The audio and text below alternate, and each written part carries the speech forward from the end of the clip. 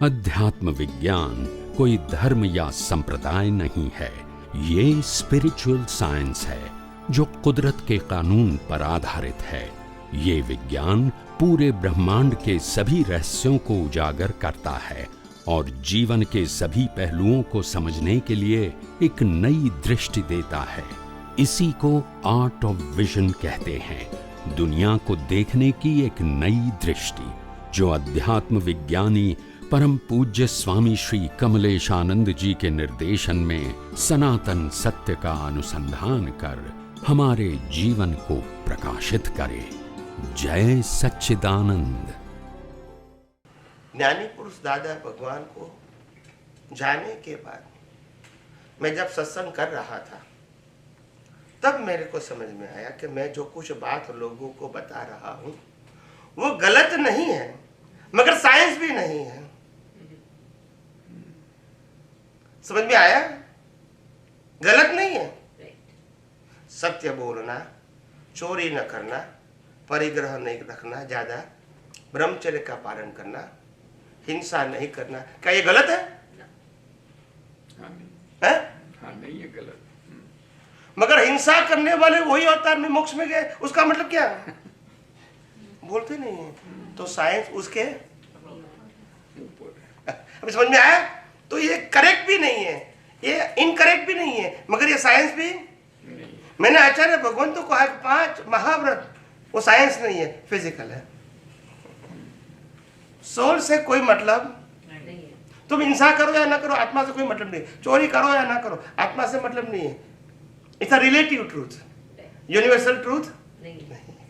और मोक्ष में जाने के लिए यूनिवर्सल ट्रूथ चाहिए। रिलेटिव ट्रूथ संसार चलाने के लिए है। चोरी नहीं करना चाहिए, झूठ नहीं बोलना चाहिए, हिंसा नहीं करना चाहिए, परिग्रह कम रखना चाहिए, ब्रह्मचर्य का पालन करना चाहिए। It is for the good social human life. Yes और no? It is not for the moksha. समझ में आया? तो जो मोक्ष में था वो साइंस था, और आपने फॉर्मेट दे दिया, फिर क्या करोगे? समझ में आया? तो ये परिस्थिति हो गई। तो धीरे धीरे मेरे को समझ में आया उसको जाने के बाद, क्योंकि जब दादा भगवान जब प्रत्यक्ष थे तब मैं ग्रहण कर रहा था। I received the science from his सत्संग। अभी वो नहीं है, अभी ग्रहण करने का बंद हो गया। अभी इंटरनल इन्वेंशन शुरू हुआ कि आखिर साइंस क्या है और धर्म क्या है। तो ये परिभाषा चलती रही। जैसे कहते हैं मनोमंथन, इंटरनल, ये बाहर दिखता है नहीं है। तो प्रोसेस चलती रही। भाई कई सारी बातें मैंने मंच पर से बहुत बार बोलने की कोशिश भी किया, फॉर्मली बोलने की कोशिश किया, लोगों ने सुना भी और आर्ग्यूमेंट भी नहीं कहा, मगर इंटरनल लोग अपोज करने लगे। इंटरनल समझते हैं ना? After finish the satsang, people they discussion about this subject. ओ, उन्होंने ऐसा कहा, ऐसा नहीं कहना चाहिए। आप समझे ना? तो मेरे को भी लगा कि ये विज्ञान और धर्म दोनों का मेल नहीं होगा, फॉर्मेट एंड साइंस दोनों का मेल नहीं होगा। They are not wrong. उनको फॉर्मेट फॉलो करवाना है और मैं साइंस की बात करूंगा तो कंफ्यूजन तो रहेगा। या सुन लो, जैसे आज साधु संत को रहता है, आप समझे। फिर भी मैंने बहुत कुछ बातें बताने का प्रयास किया था। उस समय भी मैंने हजारों व्यक्तियों के सामने मंच पर से कहा था। 2008 वीडियो रिकॉर्डिंग है इसके अंदर। गुरु पूर्णिमा का दादा भगवान के जन्म जयंती का प्रोग्राम है। 100 साल की जन्म जयंती दादा की। तो उस समय मैंने मंच पर से कहा था कि दादा भगवान की जन्म जयंती हो सकती है। क्या कहा था? दादा भगवान की जन्म जयंती हो सकती। और सेलिब्रेशन किसका था? दादा भगवान की जन्म जयंती। बोर्ड लिखा था। और मैं क्वेश्चन करता हूँ मंच पर से, कोई समझदार इंसान करेगा ऐसी बात? समझदार करेगा? दादा भगवान का जन्म नहीं, मगर बोर्ड लगाया था दादा भगवान की जन्म जयंती का सेलिब्रेशन है and we are coming for the celebration. और मैं मंच पर से बोल रहा हूं कि दादा भगवान की जन्म जयंती हो सकती है। ऐसा कोई बोल सकेगा? आप समझे कि नहीं समझे? मगर और मैंने प्रश्न पूछा कविराज को मंच पर से कि कविराज, दादा भगवान की जन्म जयंती हो सकती है? कविराज भी, क्योंकि वो काफी अलर्ट थे और मेरे से प्रभावित थे, लास्ट अंत तक वो प्रभावित थे आध्यात्म के बारे में। वो भी एकदम से उत्तर नहीं दे सके। इनको मालूम हो गया कि मैं हाँ कहूंगा या ना कहूंगा तो भी फंस जाऊंगा। उनको मालूम है कि ये व्यक्ति ने जो प्रश्न छेड़ा है इन पब्लिक, मैं हाँ कहूंगा तो भी फंस जाऊंगा, ना कहूंगा तो भी फंस जाऊंगा। तो आप समझे? तो ऐसा होता है sir, when you talk about the science and you talk about the relative truth and put up as a science, you are never success. आप कहो ये धर्म है, then it is okay. आप कहो साइंस है, तो फिर आप सक्सेस नहीं होगे। साइंस का मतलब होता है यूनिवर्सल ट्रूथ, सबके लिए एक होना चाहिए। धर्म की बात करते हैं तो संप्रदाय है, सबका इंडिविजुअल होगा, तो उसमें हम कुछ नहीं बोल सकते। सबका कोई भी व्यू पॉइंट हो सकता है, हम मना नहीं करेंगे। साइंस व्यू पॉइंट नहीं है। तो ये ऐसा हुआ। फिर हमने कहा कि दादा भगवान की जन्म जयंती नहीं हो सकती है। एम पटेल रूपी जो ज्ञानी पुरुष था, जिनके माध्यम से ज्ञान निकला, उसकी हो सकती है, दादा भगवान की नहीं हो सकती है। दादा भगवान वो तो ज्ञान दर्शन वाले आरोपी थे, अविनाशी थे। इसका जन्म जीवन मृत्यु नहीं होता है। તો સ્વામીજી આજે મંદિર પ્રાર્થના વિધિઓ આરતીઓ જે આવી રિચ્યુઅલ્સમાં પણ આવી તો અક્રમિકમાંથી ક્રમિક ના થઈ ગયું આખું? ક્રમિક જ છે, ક્રમિક જ થઈ ગયું. ફોર્મેટ જ છે, કહું છું, પછી ક્યાં સવાલ છે? હું ઓપનલી તો કહું છું કે the path of Dada Bhagwan today is a format and I am not talking about the format. Science જતું રહ્યું. ફોર્મેટમાં સાયન્સ ના હોય ને સાયન્સમાં Format. આટલું ઓપન તો કહું છું, પછી ક્યાં પ્રશ્ન છે? It's a very clear. માટે તો મેં કીધું કે હું અક્રમ વિજ્ઞાનની વાત નથી કરતો, આધ્યાત્મ વિજ્ઞાનની વાત કરતો નથી કહેતો. ના, પછી તો પ્રશ્ન ક્યાં છે? I am not talking about the Akram Vigyan. Akram Vigyan is a path, is a format, is a upgrade format, but format, but not science. तो कहने का मतलब ये है कि ऐसे करके फिर कुदरत ने मेरे को संजोग दिया और एक सर्कल में से मेरे को मुक्ति दिया। सर्कल समझते हैं ना? और तभी मैं आज दुनिया के सामने जो मेरा आध्यात्म विज्ञान का अनुभव है वो विद कॉन्फिडेंस पेश कर सकता हूं। समझ में आया? और जब शुरुआत मैंने किया था तब 4-5 लोग थे अहमदाबाद में। आज 10-15 लाख लोग एवरीडे लिसन करते हैं ऑन टीवी, एवरी डे। जो मैं सबको पहचानता भी नहीं हूँ। That the power of spiritual science. ये पावर मेरा नहीं है। आध्यात्म विज्ञान इतना पावरफुल है, जो लोग सुनते हैं वो डूब जाते हैं, क्योंकि उनके पास कोई ऑप्शन। धर्म में ऑप्शन होता है, ये करूँ ये करूँ ये करूँ, इसको मानूं इसको मानूं, ये क्रिया करूँ, इसको गुरु मानूं इसको भगवान मानूं। आध्यात्म में ऑप्शन नहीं होता है, क्योंकि तो वो यूनिवर्स है। यूनिवर्स में ऑप्शन कैसा होगा? H2O से पानी होगा, इसका ऑप्शन कोई होगा? 6 तत्व है, उसका कोई ऑप्शन होगा? कुदरत का कानून है, ऑप्शन होगा? क्या ऑप्शन ढूंढोगे? है ही नहीं। तो फिर धर्म में होता है।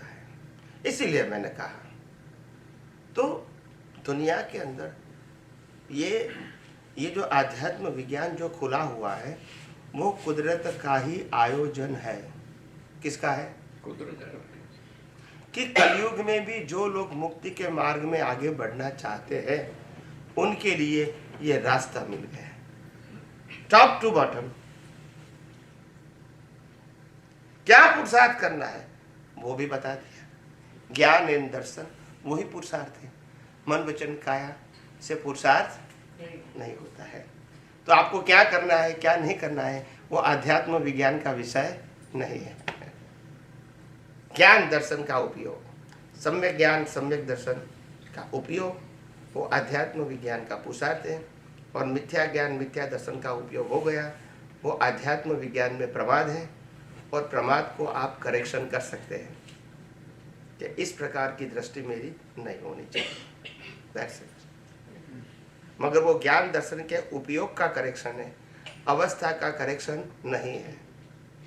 आपने मारामारी किया, उसका करेक्शन नहीं है, मगर मारामारी की अवस्था को कुदरती रचना नहीं देखा, उसका करेक्शन है। Now you understand, the correction is in a gyan darshan, not in a thought, speech and action. और क्रमिक मार्ग में क्या होता है, मन वचन काया से जो होता है, इनका प्रतिक्रमण करना है। यहां वो शब्द है,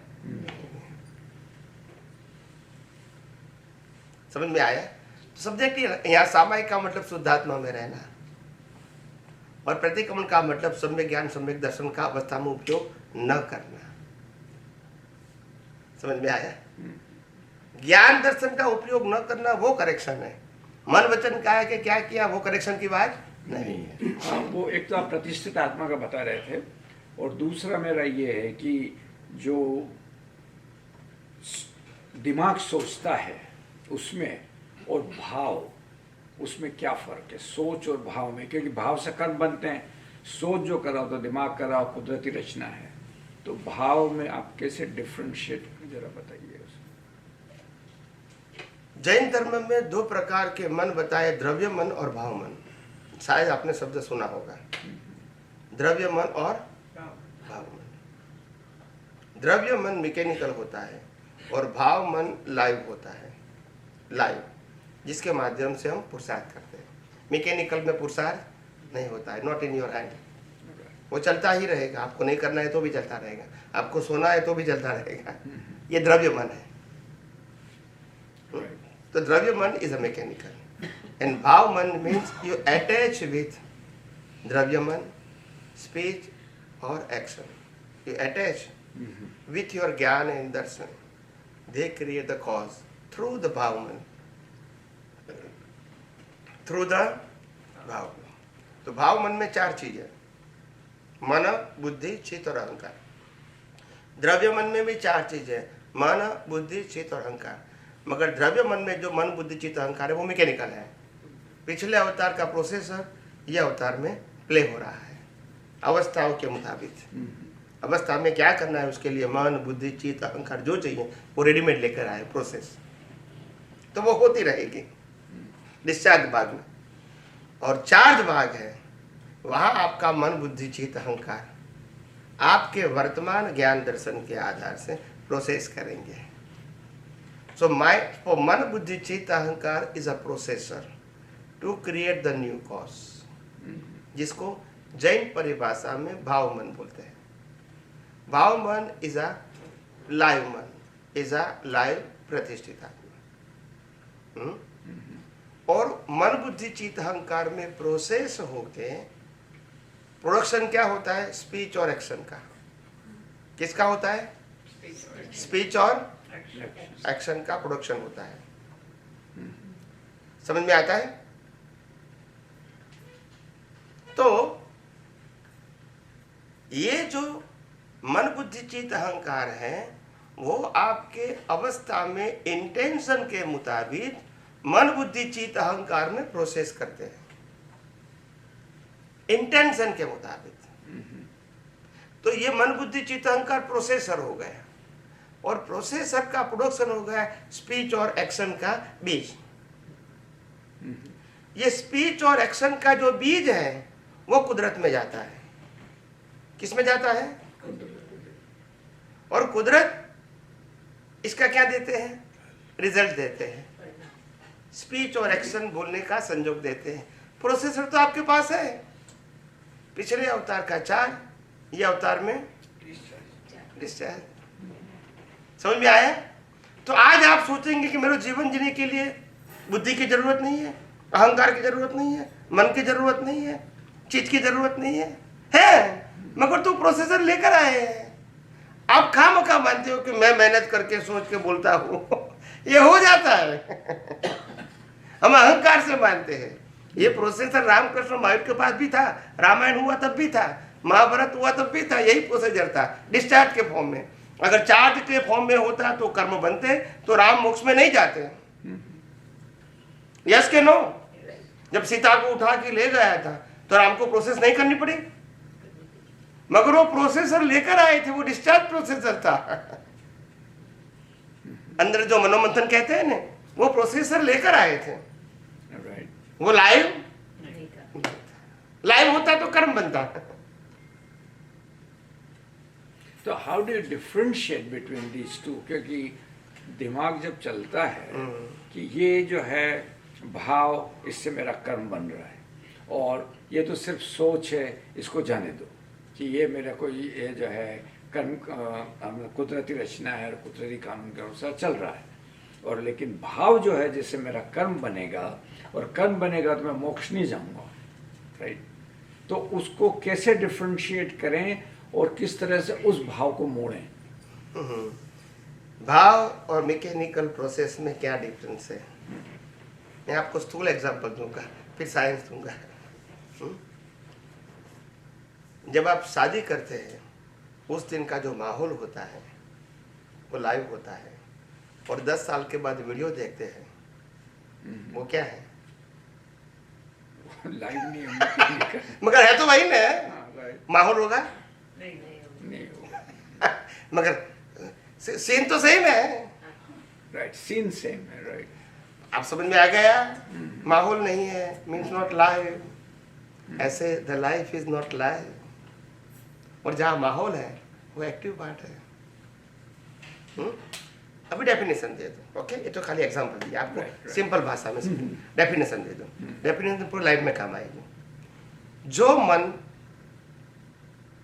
इस बर्थ की अवस्था से जुड़ा हुआ है, चाहे इसका रिजल्ट आए या न भी आए, वो डिस्चार्ज मन है ठीक है।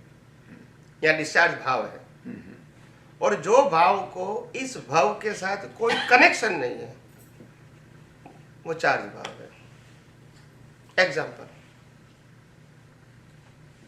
आप डॉक्टर बने, डॉक्टर की प्रैक्टिस करते हैं, आप दोनों मित्र साथ में पढ़ते थे, आपका एक मित्र सीपीए बना और आप डॉक्टर बने, और आप दोनों समय समय पे मिलते भी हैं, तो वो आपको कहेंगे, वो आप उनकी बात वो कहेंगे, आपकी बात वो आप इनको कहेंगे कि आपकी प्रैक्टिस क्या है, मेरी प्रैक्टिस क्या है, बात कहेंगे।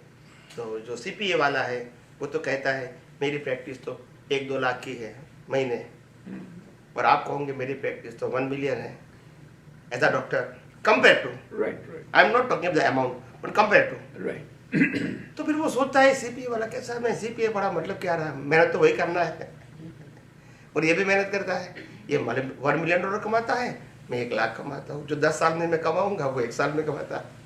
तो वो क्या सोचेगा, अगर मैं भी काश डॉक्टर बनता तो अब ये क्या हो गया, ये लाइव वाह हो गया, not subject to this life.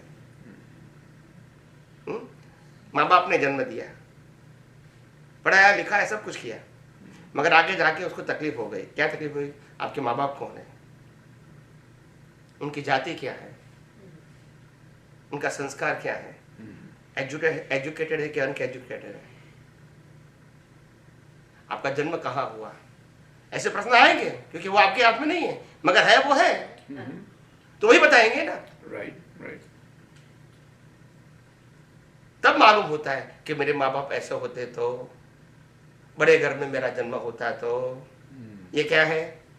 ये जो है live it is not concern with this birth. परिस्थितियों में आप आपका भाव बदलते हैं, संजोग आप नहीं बदल सकते हैं। मैरिज होने के बाद हस्बैंड और वाइफ पसंद नहीं आते हैं, जीवन तो जीना है, राइट, मगर भाव बदल सकते हैं ना, राइट। यस और नो, दैट्स इट। The भाव is concerned with the not current life, and thought is concerned with the current life. जैसे 20-22 साल का 25 साल का बच्चा बोलता है मेरे को शादी करना है, तो ये डिस्चार्ज भाव है। फिर आज करे या 5 साल के बाद करे, सब्जेक्ट टू करंट बर्थ। मेरे को बंगला लेना है, सब्जेक्ट टू करंट बर्थ। मेरे को कार लेना है, सब्जेक्ट टू करंट। मेरे को बिजनेस करना है, सब्जेक्ट टू करंट। करे या ना करे, हाँ, मगर उनका इंटेंशन सिर्फ करंट बर्थ है, तो वो डिस्चार्ज है। होता है या नहीं होता है, दोनों डिस्चार्ज है।